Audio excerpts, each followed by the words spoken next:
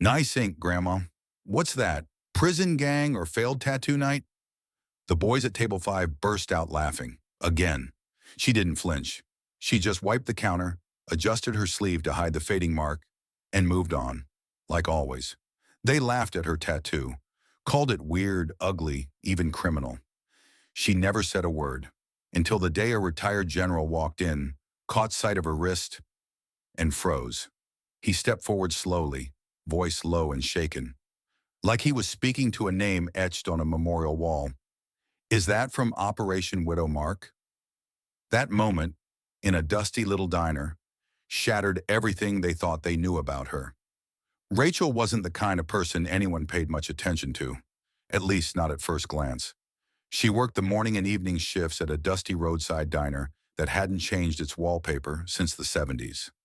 Same cracked counter, same buzzing neon sign that only half lit up, same scent of fried eggs and burnt coffee hanging in the air like time had stalled. She'd been there for 15 years, always on time, always quiet, always professional.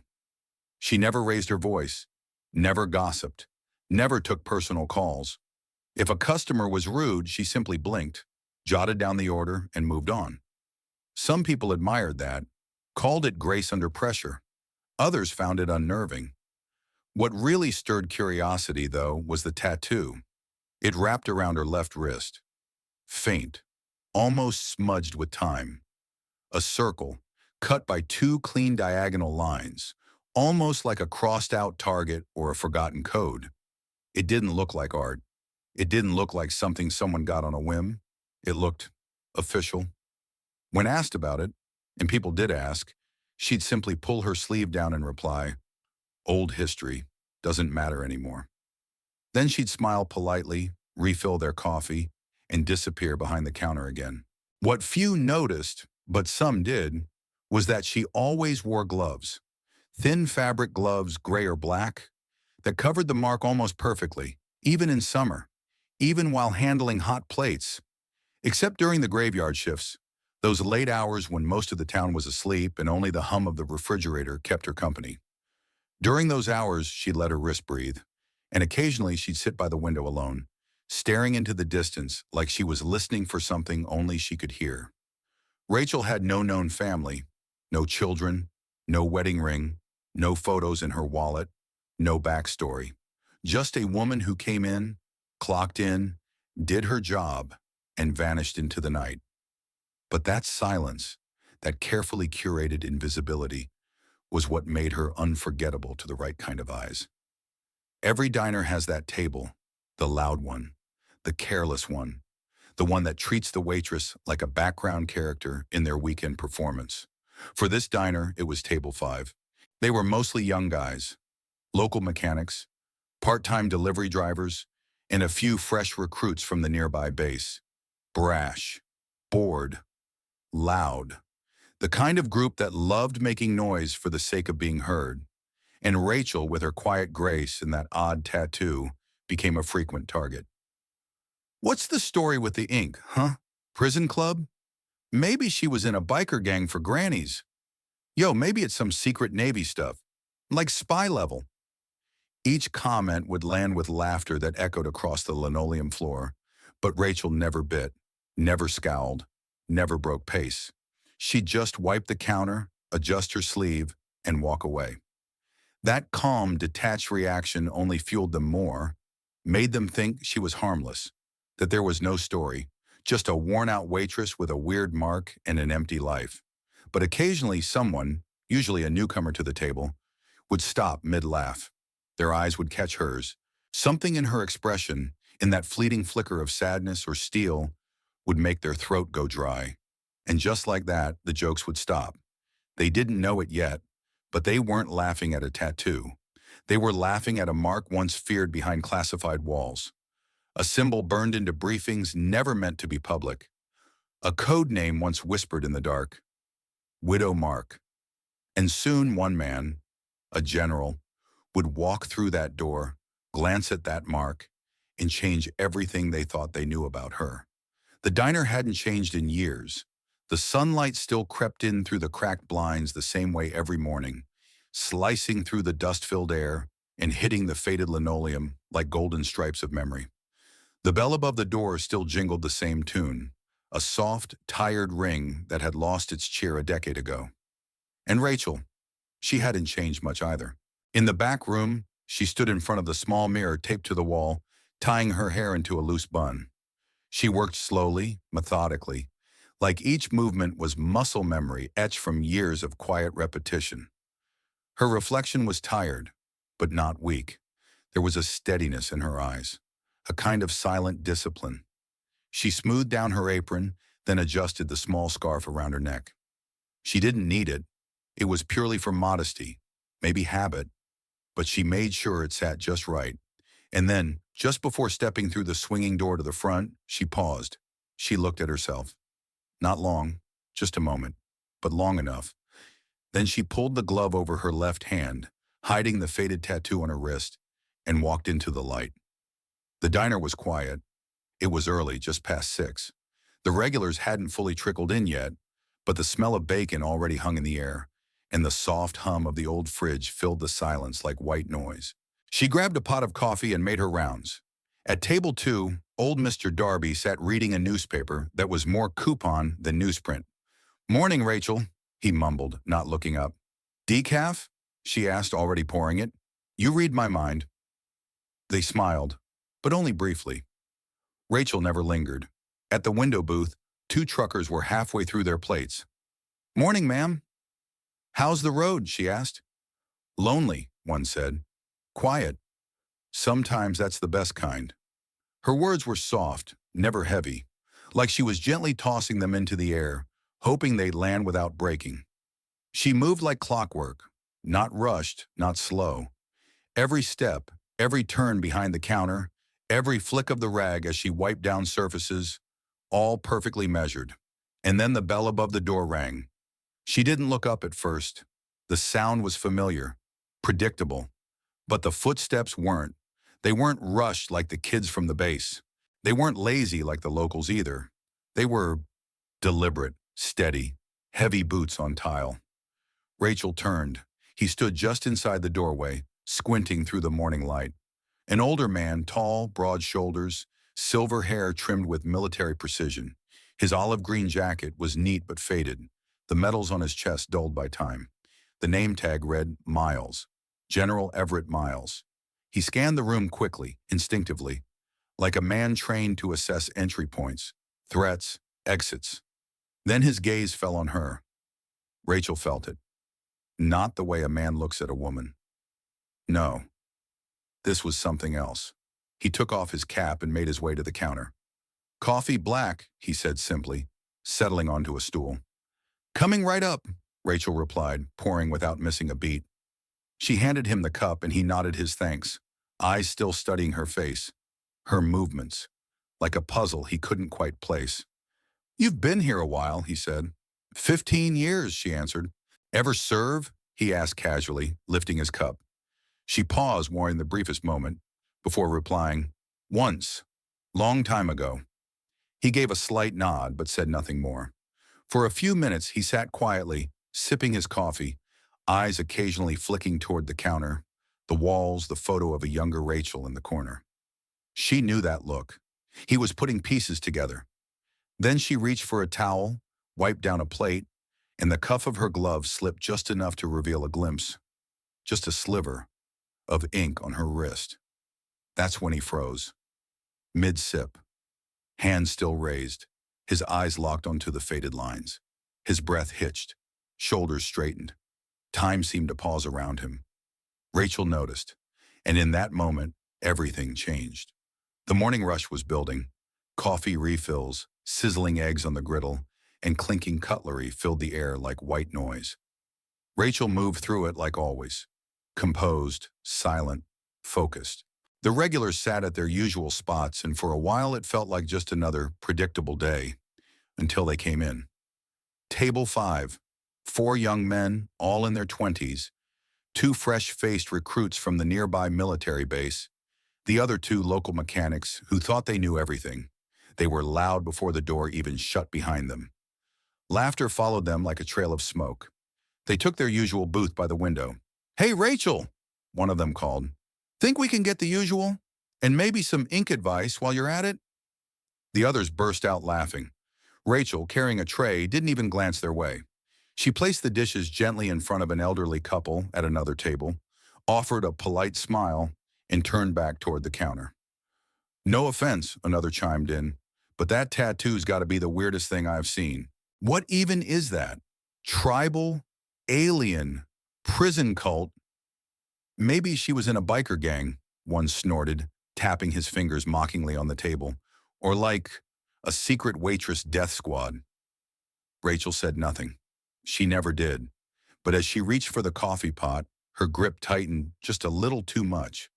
The edge of the pot caught on a plate, and with a sharp clatter, a ceramic cup tipped off the counter. It shattered. The sound echoed sharply in the small diner, turning heads. A few patrons looked over curiously. The boys at table 5 laughed harder. Rachel stood still for a moment. Her jaw tightened, but she said nothing. She crouched down, grabbed a towel, and began collecting the broken pieces with the same quiet dignity she carried everywhere. Her left glove slipped slightly in the process, and that's when General Miles saw it. He had been sitting quietly at the counter for the past 15 minutes, observing everything, including them. He hadn't interfered, not until now. His eyes narrowed, his back straightened. The steaming mug in his hand was forgotten. He saw it. The mark. Faded, barely visible, but unmistakable. A black circle, diagonally crossed. And beneath it, tiny initials inked in script-like font. WM7. He inhaled sharply. His fingers curled slightly on the counter. He had seen that symbol before, but never in a place like this.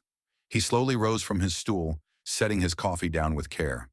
There was no dramatic noise, no military snap, just the quiet intensity of a man who had walked through war and now stood before something just as jarring. Rachel noticed him moving, not out of fear, but reflex. She looked up from the broken pieces, their eyes locking for the first time. He stepped closer, voice low, controlled, and strangely reverent. "Ma'am," he said, his voice barely more than a breath, "I need to ask, is that from Operation Widow Mark?" The diner fell into a strange silence, the kind that makes the hairs on your arm rise, even if you don't know why. The young men at table 5 stopped laughing. One of them blinked slowly. Another shifted in his seat. They didn't understand the words, but they understood the tone. Rachel straightened. She didn't pull the glove back up. She didn't smile. Her face, for the first time in years, looked open. There was no denial, no explanation, no small talk, only a single word. "Yes." The general closed his eyes briefly, like someone had just confirmed a ghost was real. "I thought everyone in that unit was gone," he said quietly. "They were," Rachel replied. "I just never got the memo." Her tone wasn't bitter. It was matter of fact, as if she'd accepted long ago that history had erased her name, and she had learned to live outside its margins. General Miles didn't respond right away. He looked at her again, not as a stranger, not even as a woman, but as a fellow soldier, a comrade, one who had survived what others could not. "You were 7?" he asked. She nodded. "The last one left." The general took a small step back. Then, without ceremony, without hesitation, he brought his hand to his brow and saluted. It was crisp, full, military, and it was not lost on anyone. The room was silent. The young men sat frozen. One of them, the loudest, lowered his eyes. Another looked like he wanted to apologize but didn't know how. Rachel didn't salute back. She didn't have to. Instead, she simply said, "I didn't serve for recognition. I served so others didn't have to." The general lowered his hand, nodded once more, and sat back at the counter like a man who'd just seen history walk by. The bell over the door rang softly as a new customer entered, but no one noticed, because that moment, in a dusty little diner, had shattered everything they thought they knew about her. The diner faded, the chrome counters, the murmurs, the startled silence of table 5, all dissolved into the past. And suddenly the air was different, sharper, colder, Dust became sand, and the smell of burnt bacon gave way to the acrid sting of gunpowder. 15 years ago. Classified coordinates. The mission was simple, at least on paper. Infiltrate, extract, vanish. Operation Widow Mark was never meant to exist in the first place. It wasn't in any official briefing. No ceremony preceded it. No flags were raised. The kind of operation that came with whispered orders and destroyed maps. 12 operatives, all ghosts, handpicked, and only one of them wasn't a soldier. Her name, WM7, code designation for Rachel. She wasn't there to shoot or kill or lead. She was there to decode.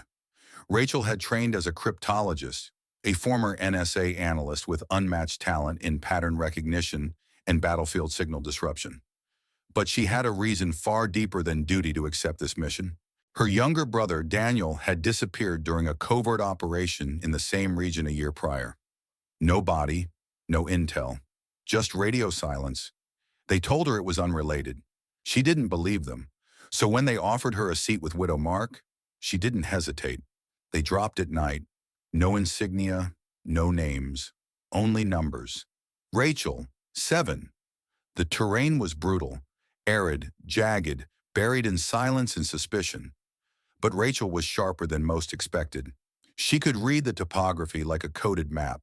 And when comms failed, she used environmental cues, wind drag, moon phase, even thermal inconsistencies in the rocks to guide the team. She was quiet, observant, and slowly even the most hardened among them began to trust her. Especially WM1, their silent team lead, who once muttered under his breath, "She doesn't talk like a soldier, but she watches like one." They reached the objective, a suspected compound holding foreign military advisors operating beyond known alliances. Rachel's job was to intercept a narrowband encrypted signal only she could trace. She found it, but so did someone else. The ambush came fast, too fast. Rounds screamed across the valley. Flash bangs lit the ridge. 3 men were down in the first 15 seconds.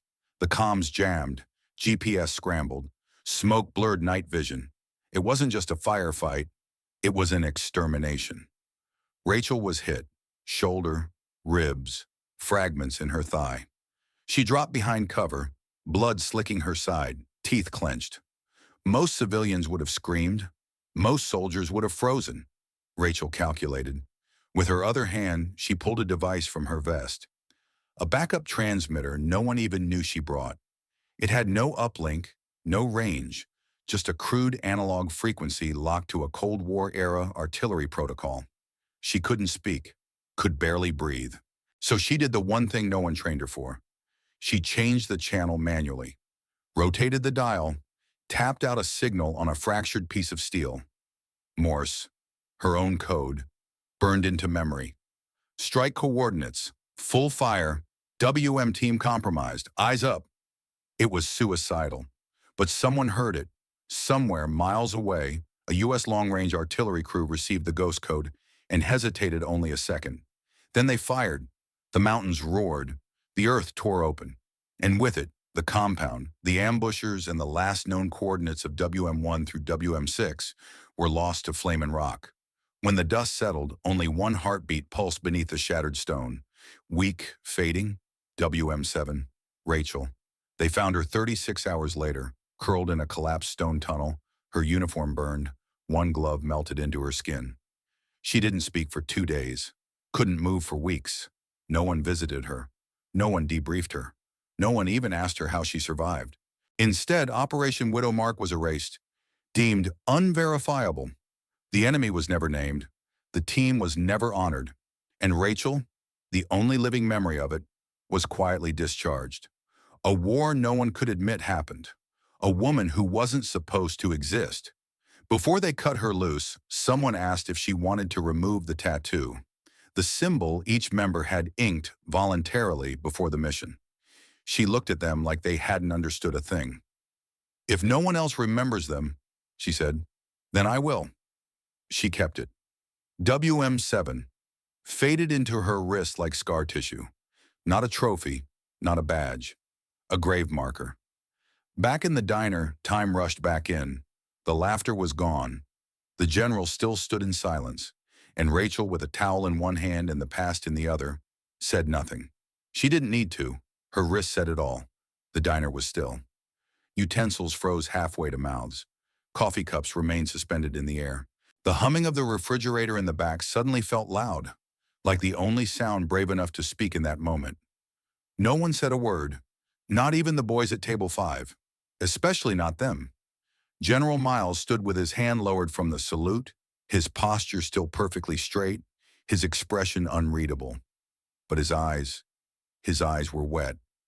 He cleared his throat softly, as if trying to collect himself, and then spoke to the room, not loudly, not for attention, but with the tone of a man recalling something sacred.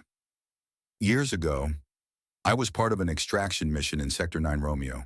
We were pinned down, cut off from all comms. No one was coming. At least that's what we thought. He looked at Rachel as he said it. Then we heard a signal, faint, scrambled. It didn't come from any satellite. It came through raw frequency, Morse, field forged, hand sent. He paused. It was a ghost call, one that shouldn't have existed. But that signal, that WM7, it gave us coordinates. It bought us 6 minutes, and in those 6 minutes, air support found us. He turned to the rest of the diner. That signal saved 9 of us, including me. A sharp breath was heard from a corner booth. A young couple sat frozen, the man gripping his fork tightly, as if he'd just realized what kind of story he was in. Rachel stood behind the counter, wiping the edge of a clean plate as if nothing had changed. She didn't smile. She didn't bask in recognition. She simply continued, like someone who had long accepted the cost of being forgotten. But the silence didn't last. One of the boys from table 5, the one who had laughed the loudest earlier, stood up. His voice, once loud and mocking, now trembled.